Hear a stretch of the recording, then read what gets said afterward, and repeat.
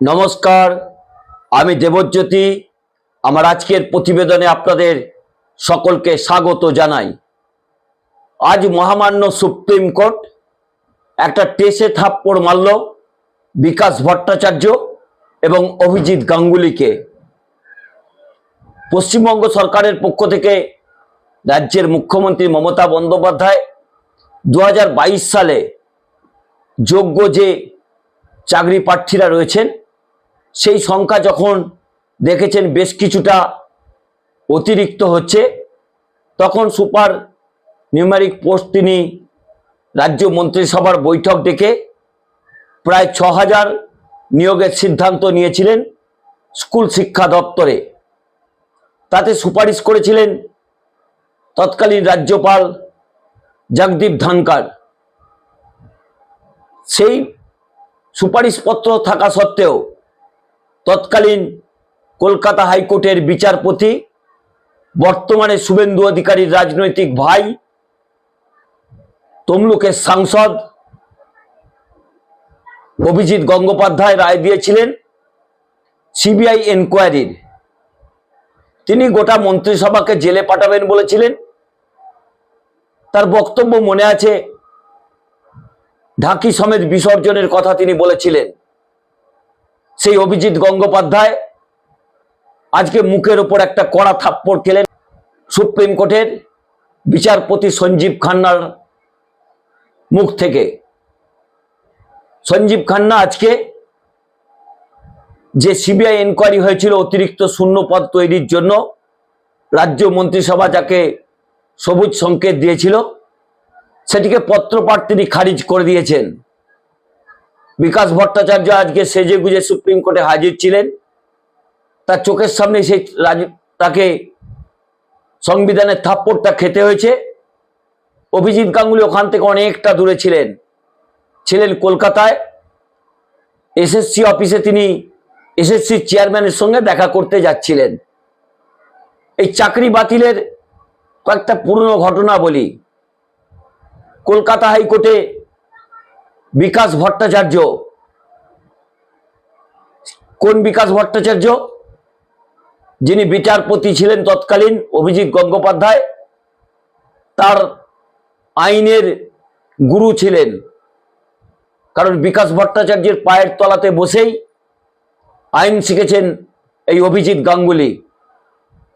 সেই অভিজিৎ গাঙ্গুলি এজলাসে একটি মামলা করেছিলেন বিকাশ ভট্টাচার্য। সেখানে যে শিক্ষক শিক্ষিকারা তাদের তালিকায় নাম রয়েছে, কিন্তু সেই প্যানেল এক্সপায়ার হয়ে গেছিল। সেই প্যানেল এক্সপায়ারের কয়েকজন চাকরি প্রার্থীর সঙ্গে মোটা অঙ্কের অর্থ বিনিময় করে তিনি মামলা লড়ছিলেন।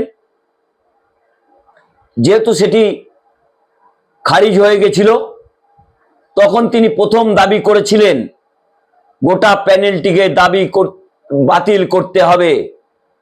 এই চাকরি বাতিলের মূলে প্রথম দাবিদার ছিলেন সিপিআইএম এর নেতা আইনজীবী বিকাশ ভট্টাচার্য। তিনি প্রথম কলকাতা হাইকোর্টে দাবি করেছিলেন চাকরি খাওয়ার মূলে যদি কেউ থাকেন তাহলে এই বিচারপতি বলেই তৃণমূল কংগ্রেস অভিযোগ করছে। তার সঙ্গে সঙ্গত করেছিলেন কে? বর্তমানে ভারতীয় জনতা পার্টির তমলুকের সাংসদ অভিজিৎ গাঙ্গুলি। চাকরি চলে গেছে, কলকাতা হাইকোর্ট যে রায় দিয়েছিলেন সেই রায়কে মান্যতা দিয়ে সুপ্রিম কোর্ট গোটা প্যানেলকে বাতিল করে দিয়েছিলেন। তাই বিকাশ ভট্টাচার্যের তখন খুব আনন্দ হয়েছিল, কিন্তু দলে তাকে কথা শুনতে হয়েছিল। দলের কচি নেতারা, এসএফআই এর দেবাঞ্জন দাস, সুজন চক্রবর্তী, তারা কিন্তু বিকাশ ভট্টাচার্যের এই কাজের জন্য তীব্র তিরস্কার করেছিলেন। কিন্তু বিকাশ ভট্টাচার্য চাকরি খাওয়ার লালসায় কোনো দিকে তিনি কর্ণপাত করেননি। এই দিক থেকে এসএফআই এর নেতা দেবাঞ্জন দাসকে বাহবা দিতেই হবে, কারণ তিনি বিরোধিতা করেছিলেন দলের একজন সিনিয়র সাংসদ, আইনজীবী এবং সিপিএম নেতার বিরুদ্ধে। কিন্তু বিকাশ ভট্টাচার্য যেভাবে রক্ত পিপাসুর মতো চাকরি খাবার জন্য উদ্যত হয়েছিলেন, তিনি মানসিক শান্তি পেয়েছেন। অভিজিৎ গঙ্গোপাধ্যায় আজকে তিনি এসএসসির অফিসে গেছেন, আপনার যে কাজ ছিল আপনি সেটা করে ফেলেছেন। চাকরি যাবার দিনেই আপনি বলেছেন যোগ্য বিচার হয়েছে, কারণ এখন তিনি যেসব কথাবার্তা বলছেন তাকে তীব্র কটাক্ষ করেছেন তৃণমূল কংগ্রেস নেতা তথা শিক্ষামন্ত্রী ব্রাত্য বসু। কি কটাক্ষ করলেন? তিনি বললেন এই অভিজিৎ গাঙ্গুলি যখন বিচারপতি ছিলেন তখন বিজেপি নেতার মতো কথা বলতেন, এখন বিজেপির নেতা হয়ে বিচারপতির মতো কথা বলছেন। তার বিবেক জাগ্রত হয়েছে। 26,000 মানুষকে পথে বসিয়ে তাদের চোখের জল দিয়ে রাজনীতি আর বোধহয় তার সহ্য হচ্ছে না। প্রত্যেক রক্ত মাংসের শরীরে একটু আধটু বিবেক থাকে, সেই বিবেকটা হয়তো কিছুক্ষণের জন্যে এই অভিজিৎ গাঙ্গুলি জেগে উঠেছে। কি বলেছেন তৃণমূল কংগ্রেসের নেতা তথা শিক্ষামন্ত্রী ব্রাত্য বসু, আপনারা তার বক্তব্যটা শুনুন। তিনি যখন জাস্টিস ছিলেন তখন তিনি অনেকটা পলিটিশিয়ানদের মতো কথা বলতেন, যে বিরোধী দলগুলো আমাদের যা বলে যে প্যানেল বাতিল করে দিন, প্যানেল বাতিল করে দেবো, সব ভুয়ো, চাল কাঁকড় এক করা যাচ্ছে না। আর যখন উনি সাংসদ হলেন, রাজনীতিবিদ হলেন, তখন উনি বিচারপতির মতো করে কথা বলছেন যে যোগ্য নির্ধারণ করা উচিত, এখনও একটা কমিটি করা উচিত, সেই কমিটির মাথায় কোনো অবসরপ্রাপ্ত বিচারপতিকে বসানো উচিত বা অন্য কাউকে বসানো উচিত।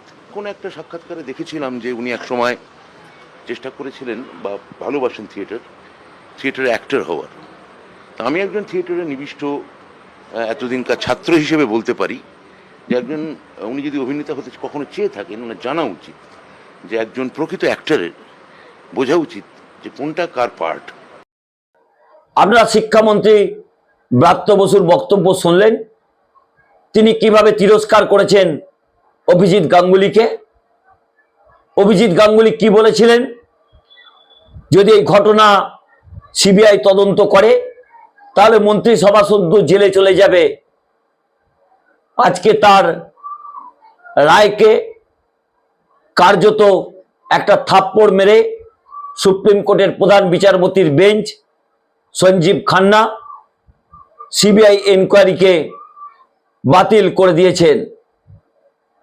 তাতেই চোখের জল পড়ছে এই অভিজিৎ গাঙ্গুলি, বিকাশ ভট্টাচার্য, আরো কয়েকজন আইনজীবী রয়েছেন যারা আইনজীবীর আড়ালে সিপিএম বিজেপির তামাক খেয়ে বিভিন্ন টিভি চ্যানেলে বসেন, বিভিন্ন গদি মিডিয়ায় বসে বক্তব্য রাখেন। হঠাৎ করে এই অভিজিৎ গাঙ্গুলির কেন এই বিবেকের ডাক এলো? তার পিছনে বেশ কয়েকটি কারণ আছে। কারণ ইতিমধ্যেই তাকে চাকরি খেগো গাঙ্গুলি বলে কটাক্ষ করছেন। এতদিন পর্যন্ত তৃণমূল কংগ্রেস নেতারা করতেন, এখন কিন্তু চাকরি হারারা সকলেই বলছেন। আজকে বলছেন সিবিআই এর কাছে নাকি যে হার্ড ডিস্কের কপি রয়েছে তাতে নাকি সেই মেমোরি থেকে অরিজিনাল ওএমআর শিট পাওয়া যাবে বা পাওয়া গেছে। তাহলে কেন এতদিন পর্যন্ত তিনি বলেননি? যদি সেই ফাইল পাওয়া যেয়ে থাকে তাহলে কেন সুপ্রিম কোর্টে তা জমা করেনি সিবিআই? তাদের বিশ্বাসযোগ্যতা নিয়েও প্রশ্ন উঠছে। তাই আজকে তার বিবেকের ডাক এসেছে, কারণ 26,000 মানুষের পরিবার, কয়েক লক্ষ। 2026-এর বিধানসভা নির্বাচনে তৃণমূল কংগ্রেসের প্রতি যদি তাদের রাগ একটু থাকে বা পার্থ চট্টোপাধ্যায়ের উপর তীব্র বিদ্বেষ তাদের থাকে, কোনো অংশে কিন্তু অভিজিৎ গাঙ্গুলি, বিকাশ ভট্টাচার্য, শুভেন্দু অধিকারীর ওপর কম নেই। কারণ এই চাকরি জ্বলে যাওয়ার পিছনে এরা কোনো মতেই দায় এড়াতে পারেন না। তাই বিবেকের ডাকে আজকে যে মমতা বন্দ্যোপাধ্যায়কে জেলে ঢোকানোর কথা বলতেন তাকে দিদি বলছেন। অভিজিৎ গঙ্গোপাধ্যায় নতুন ভারতীয় জনতা পার্টিতে এসেছেন, এখন তাকে রাস্তায় দাঁড়িয়ে রাজনীতি করতে হচ্ছে, রাস্তায় তাকে শুনতে হচ্ছে চাকরি খেগো গাঙ্গুলি। বিকাশ ভট্টাচার্যকে রাস্তায় শুনতে হচ্ছে চাকরি খেগো বিকাশ। সেই বিবেকের ডাক আগামী 26-এর নির্বাচনের আগে তাকে বড় রাজনৈতিক ধাক্কা দিয়েছে। তাই আজকে বিবেকবানের মতো কথা বলছেন অভিজিৎ গাঙ্গুলি। তবে বাংলার মানুষ যদি পার্থ চট্টোপাধ্যায়কে তীব্র ঘৃণা এবং বিদ্বেষ দেখায়, এই রায়ের পিছনে যে তার অবদান ছিল অভিজিৎ গাঙ্গুলি বা বিকাশ ভট্টাচার্যের, তাও কিন্তু এই চাকরিহারারা প্রত্যেকেই জানেন। রাজ্যের মুখ্যমন্ত্রী মমতা বন্দ্যোপাধ্যায় যদি চাকরি ফেরাতে পারেন নিজের ইচ্ছাতেই পারবেন। যে চাকরি খেয়েছে তার হাত কোনোদিন মমতা বন্দ্যোপাধ্যায় যে ধরবেন না, তা কিন্তু দিনের আলোর মতো স্পষ্ট। বিবেকের ডাক আসলেও মানুষের ডাক কিন্তু অভিজিৎ গাঙ্গুলি আপনার প্রতি বা আপনার দলের প্রতি মানুষের নেই। তা কিন্তু 26-এর নির্বাচনেই প্রমাণিত হবে। নমস্কার, আমি দেবজ্যোতি। আমার এই পর্বটি ভালো লাগলে দয়া করে চ্যানেলটি সাবস্ক্রাইব করে বেল আইকনটি ক্লিক করে আমার পাশে থাকবেন। শুভরাত্রি।